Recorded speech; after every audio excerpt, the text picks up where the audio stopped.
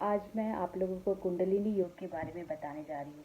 कुंडलिनी योग ऐसा योग है जिसके बारे में हर एक व्यक्ति को जानने की इच्छा होती है, क्योंकि इसमें ऐसे ऐसे वर्ड हैं जो प्रत्येक मनुष्य को जानने चाहिए। इसमें बहुत सारे चक्र हैं जिनको हर एक मनुष्य को एक्टिवेट करना चाहिए। तो योग सिद्धांत के अकॉर्डिंग कुंडलिनी एक ऐसी एनर्जी है जो कि हमारे स्पाइनल कॉर्ड के सबसे लोवेस्ट पार्ट में एक सांप जो 3 कुंडली मार के बैठा होता है, लाइक 3 राउंड लगा के बैठा होता है एक सांप, उसके जैसे, उसी के आकार के जैसी होती है। तो कुंडलिनी योग में इस एनर्जी को एक्टिवेट करना और उसको एनर्जाइज करना ही कुंडलिनी योग कहलाता है।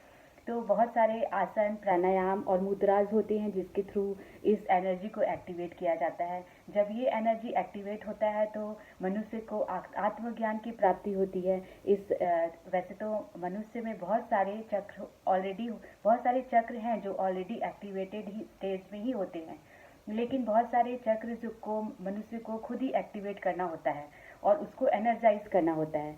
अवेकन और एक्टिवेट करना, ये दोनों अलग अलग वर्ड है।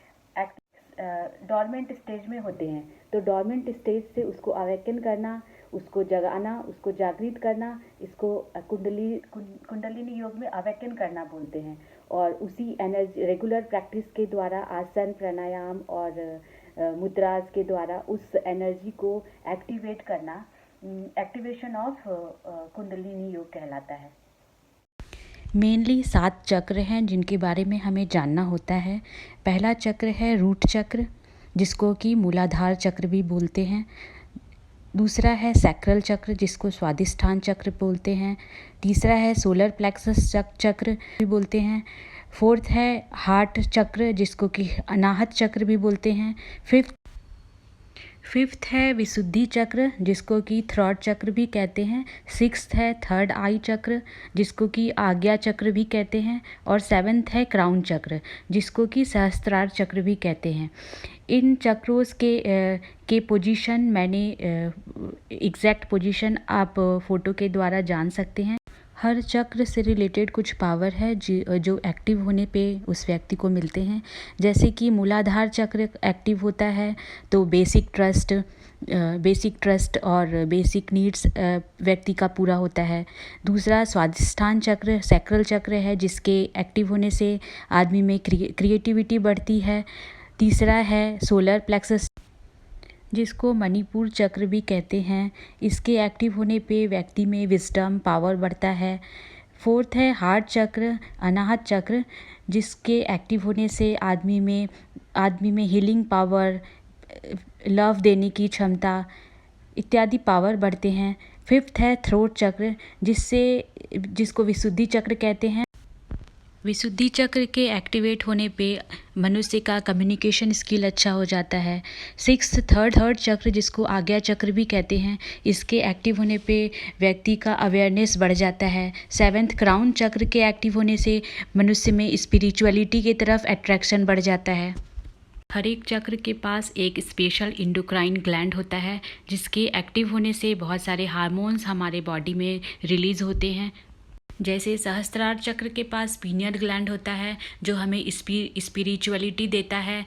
थर्ड आई चक्र के पास पिट्यूटरी ग्लैंड होता है जो हमारे अवेयरनेस नॉलेज को बढ़ाता है। थ्रॉट चक्र के पास थायराइड ग्लैंड होता है जिससे कि कम्युनिकेशन स्किल बढ़ता है। इसी तरह से बहुत सारे ग्लैंड हैं जो हर चक्रास से अटैच्ड हैं, जिनके एक्टिवेट होने से बहुत सारे एनर्जीज रिलीज होते हैं। मुद्रा, आसन और प्राणायाम के थ्रू कुंडलिनी एनर्जी जो कि स्पाइनल कॉर्ड के बेस में है को एक्टिवेट करके अपवर्ड मूवमेंट में चैनलाइज करना होता है और उसको सहस्त्रार चक्र तक पहुंचाना होता है। तो रूट चक्र से सहस्त्रार चक्र तक पहुंचाने की क्रिया को कुंडलिनी योग कहते हैं। इसमें बहुत सारे आसन, प्राणायाम और मुद्राज लगते हैं। आसन और प्राणायाम और के बारे में मैंने ऑलरेडी डिटेल में वीडियो बनाया हुआ है, आप उसको रिफ़र कर सकते हैं। किसी भी तरह का मेडिटेशन तभी काम करता है जब व्यक्ति कुछ नियम का पालन करे, जैसे कि हमेशा सत्य बोलना, हिंसा न करना, दूसरों को बेवजह तकलीफ में न डालना, व्यभिचार न करना, अपने पार्टनर की तरफ हमेशा फेथफुल रहना, चोरी न करना, दूसरे की चीज़ों को देखकर हड़पने की कोशिश न करना, अपने आप पर विश्वास रखना और अपने फ्यूचर का प्लानिंग करना, न कि किसी दूसरे के भरोसे बैठे रहना कि वो हमें करके देगा। योग अभ्यास शुरू करने से पहले भी मनुष्य को कुछ नियम का पालन करना होता है, जैसे अपने शरीर और मन को अशुद्धियों से और तनाव से मुक्त कर लेना, आसन और प्राणायाम के द्वारा इसका अभ्यास करना, समय समय पर अपने आप को परखना भी चाहिए, भगवान में अपनी आस्था बढ़ानी चाहिए। कृष्णा कॉन्शसनेस पे मैंने ऑलरेडी वीडियो बनाया हुआ है, उसको देखें और अच्छे से समझें। इस तरह से आप कुंडलिनी मेडिटेशन कर सकते हैं। विपासना मेडिटेशन का भी वीडियो क्लिप मैंने अपने चैनल पे अपलोड किया है। आप विपासना मेडिटेशन और कुंडलिनी मेडिटेशन को अपने डेली लाइफ में फॉलो कर सकते हैं। अगर इससे रिलेटेड कुछ भी डाउट या कुछ भी क्लैरिफिकेशन आपको चाहिए, आप मुझे कमेंट सेक्शन में पूछ सकते हैं।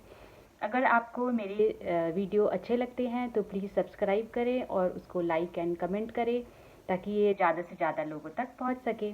Thank you.